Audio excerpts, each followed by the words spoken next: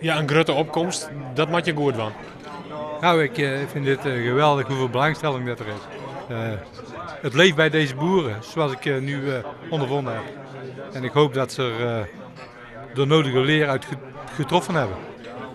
Bent u tevreden over hoe de avond verlopen is? Ik ben heel goed tevreden over de avond.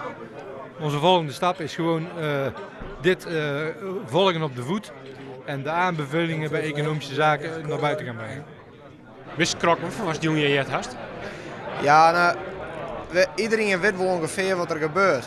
Er zijn zo'n dingen die barren er en er wordt wat zo. Die een wordt wat makkelijk doordacht en het is goed gewoon dat er ook praat wordt en dat het bewustzijn van de mensen dat beter is. Want er wordt altijd makkelijk doordacht, maar als iedereen er samen moet praten dat het een gevaarlijke situatie is, daar moet het bewustzijn van wezen. Ik leef dagelijks bij de boeren dus. Ik kom dagelijks in de stal. En ik kom maar mixen te jaren en ik kom maar mixen te zien. Het verhaal bloedt. Die schrik die erin slaan is, die bloedt je heel leven maar.